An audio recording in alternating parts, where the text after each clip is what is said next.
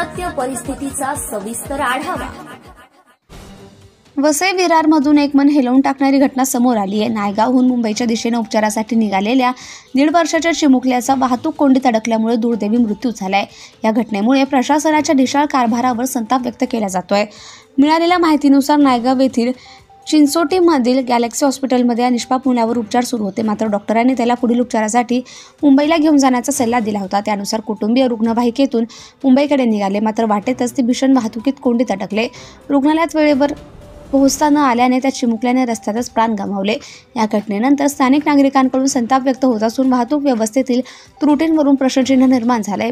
मुंबई अहमदाबाद महामार्गावर सकाळपासूनच सुरू असलेल्या भीषण वाहतूक कोंडीमुळे एका 1.5 वर्षाच्या चिमुकल्याचा जीव गेल्याची दुर्दैवी घटना घडली आहे। उपचारासाठी रुग्णवाहिकेतून मुंबईकडे निघालेल्या मुलाची प्रकृती बिघडल्यानंतर त्याला तातडीने नजीकच्या रुग्णालयात दाखल करण्यात आलं, मात्र डॉक्टरांनी त्याला मृत घोषित केलं। या घटनेमुळे संपूर्ण परिसरात हळहळ व्यक्त होत असून प्रशासनाच्या ढिसाळ कारभारावर नागरिकांनी संताप व्यक्त केला। नायगाव येथून मुंबईकडे निघालेली रुग्णवाहिका मुंबई गुजरातकडे जाणाऱ्या आणि येणाऱ्या दोन्ही मार्गावरील वाहतूक कोंडीत अडकली होती। सुमारे 20 ते 25 किलोमीटरपर्यंत वाहनांच्या रांगा होत्या। तब्बल 5 तास या कोंडीत अडकल्यामुळे चिमुकल्याची तब्येत खालावली। अखेर हतबल झालेल्या कुटुंबियांनी रुग्णवाहिकेतून उतरून त्याला घोडबंदर जवळील ससूनवघर येथील एका छोट्या रुग्णालयात दाखल केले, मात्र डॉक्टरांनी त्याला मृत घोषित केले। मुंबई अहमदाबाद महामार्गावरील घोडबंदर भागातील वाहतूक कोंडी ही एक मोठी आणि जुनी समस्या आहे। या समस्येवर अनेक उपाययोजना करूनही ती अजूनही कायम आहे।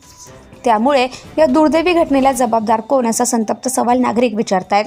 या घटनेमुळे प्रशासनाच्या निष्क्रियतेवर पुन्हा एकदा प्रश्नचिन्ह निर्माण झाले। महाराष्ट्र टुडे मराठीसाठी ब्युरो रिपोर्ट, वसई विरार, मुंबई। मुंबई अहमदाबाद महामार्गावर आज सकाळपासून वाहतूक कोंडी होत आहे आणि या वाहतूक कोंडीचं कारण म्हणजे घोडबंदर रोडला उपमुख्यमंत्री यांनी निर्देश दिलेले होते की रात्री 12 नंतर ही वाहतूक अवजड वाहनांची वाहतूक चालू ठेवावी।